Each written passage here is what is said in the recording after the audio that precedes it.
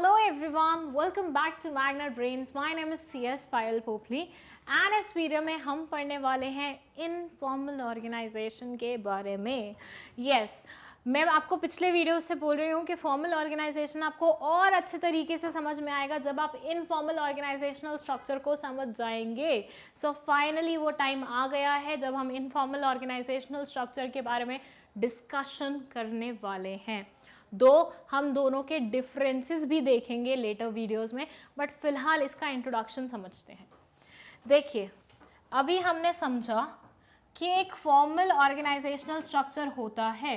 एक formal organisational structure होता है जो कुछ इस तरह से वर्क करता है कि प्रिंसिपल रहती है आपके स्कूल की, फिर आपके हेडमिस्ट्रेस रहती हैं, फिर आपके टीचर्स रहते हैं, फिर स्टूडेंट्स रहते हैं.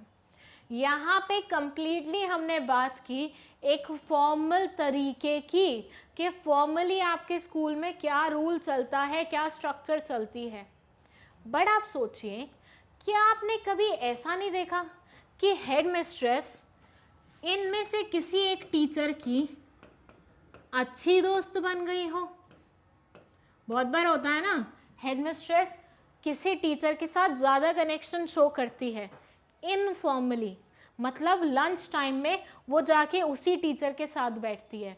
नॉर्मल ऑफिस आवर्स में नहीं, लंच टाइम में या स्कूल ख़त्म होने के बाद, मतलब स्कूल की छुट्टी होने के बाद.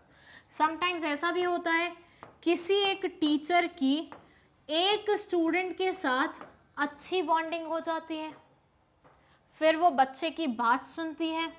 एक्स्ट्रा पीरियड जो होते हैं, सब्स्टिट्यूट पीरियड्स जो होते हैं स्कूल की छुट्टी होने के बाद या लंच टाइम में स्टूडेंट के साथ बैठ के बातें करती हैं. देखा होगा ना कभी ना कभी. ये क्यों हो रहा है?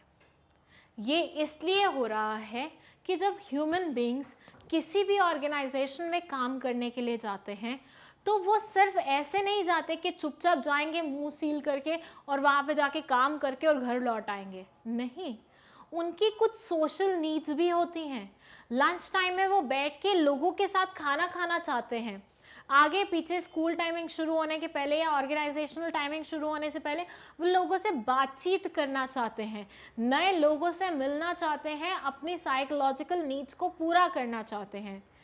इसके लिए जो स्ट्रक्चर बनता है वो कहलाया जाता है इनफॉर्मल स्ट्रक्चर. क्या समझे भैया? हम ये समझे कि किसी भी इंसान के लिए जॉब पे चुपचाप जाना, काम करके सीधा घर लौट आना पॉसिबल नहीं है. हर एक इंसान की कुछ सोशल नीड्स होती हैं, कुछ साइकोलॉजिकल नीड्स होती हैं. हमें अच्छा लगता है being accepted by the family, नहीं एक्चुअली सोसाइटी. सो हमें जब अच्छा लगता है सोसाइटी से, मतलब थोड़ी अप्रिसिएशन पाना, सोसाइटी के लोगों के साथ बात करना, तो वो नीड्स भी तो हमारे काम के साथ चलती रहती है ना. भैया हम रोबोट्स तो नहीं है कि जिसे इंस्ट्रक्शन दिए तुम्हें ये काम करना है और वो जाके इंस्ट्रक्शन करके आ रहा है.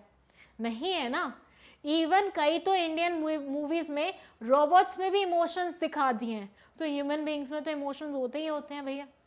कौन सी मूवी थी वो बताना ज़रा, कमेंट सेक्शन में बता सकते हो, कोई दिक्कत नहीं है. सो ये है हमारा formal structure. Formal structure intentionally बनाया जाता है, बट इनफॉर्मल स्ट्रक्चर बन जाता है.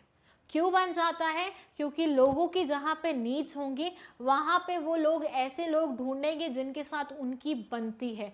जैसे यहाँ पे हेडमिस्ट्रेस के साथ इस टीचर की बन रही थी, इस टीचर के स्टूडेंट के साथ बन रही थी, इनको अपनी थिंकिंग बहुत ज़्यादा सेम लगी, तो ऐसे लोगों के साथ आप टाइम स्पेंड करना चाहते हो. तो आप रॉबर्ट्स बन के नहीं घूम सकते. तो ऐसी स्ट्रक्चर जो फॉर्म होती है आपकी सोशल नीड्स पूरी करने के लिए, उन्हें हम बोलते हैं informal structure. They say in the formal organizational structure, individuals are assigned various job positions. Individuals को बहुत अलग अलग positions मिलती हैं फॉर्मल वाले स्ट्रक्चर में, पढ़ लिया है हमने ऑलरेडी.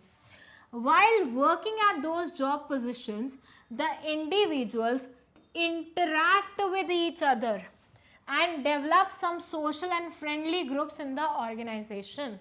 जब वो फॉर्मल वे में काम कर रहे होते हैं तो वो लोगों से बात करते हैं, इंटरैक्ट करते हैं।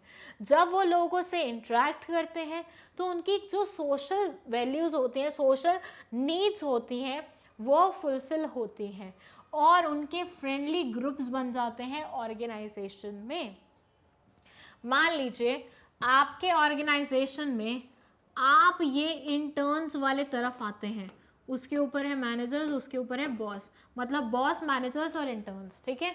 आप इंटर्न्स वाले ग्रुप में आते हैं, लेकिन आपको इनमें से कोई भी पसंद नहीं है, आपकी ज़्यादा बनती है एक मैनेजर से, तो ये आपका इनफॉर्मल ऑर्गेनाइजेशनल स्ट्रक्चर क्रिएट हो रहा है आपका और मैनेजर का। क्यों? क्योंकि आपके फॉर्मल अथॉरिटी में नहीं आता है। Then they say this network of social and friendly groups forms another structure on the organization which is called informal organizational structure। ये बोलते हैं कि भैया फॉर्मल ऑर्गेनाइजेशन के चलते चलते बाय डिफ़ॉल्ट जो एक स्ट्रक्चर तैयार हो जाता है बीच में, उसे ही हम बोलते हैं इनफॉर्मल ऑर्गेनाइजेशनल स्ट्रक्चर। ध्यान रखिएगा ये बात कि formal organisational structure intentionally form कराया जाता है, वेयरएज इनफॉर्मल को इंटेंशनली फॉर्म कराने की ज़रूरत नहीं होती, वो बाय डिफ़ॉल्ट हो जाता है। The informal organizational structure gets created automatically and main purpose of such structure is getting psychological satisfaction। जो बात मैंने अभी आपको बोल के बताई कि ये चीज़ पॉसिबल हो पाती है ऑटोमेटिकली, मतलब इंटेंशनली उसे नहीं बनाना पड़ता। फॉर्मल ऑर्गेनाइजेशन जब मैं आपको पढ़ा रही थी तो मैंने इंटेंशनली वर्ड को की वर्ड बोला था, वैसे ही यहाँ पे जो हमारा ऑटोमेटिकली है ये है कीवर्ड, कि ये ऑटोमेटिकली बन जाती हैं, इस पे अलग से एफर्ट्स नहीं लगाने पड़ते हैं, आराम से चीज़ें अपने आप चलती जाती हैं। The existence of informal structure depends upon the formal structure.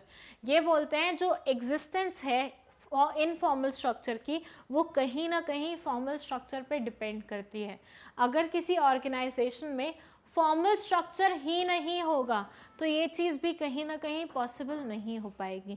सो ये कहीं ना कहीं डिपेंडेंट होती है किसके ऊपर? फॉर्मल स्ट्रक्चर के ऊपर। Because people working at different job position interact with each other to form informal structure and the job positions are created in the formal structure। ये बोलते हैं इंटरेक्शन कब होती है? जब जॉब पोजीशन क्रिएट होती है, और जॉब पोजीशन कब क्रिएट होती है? जब फॉर्मल स्ट्रक्चर बनता है।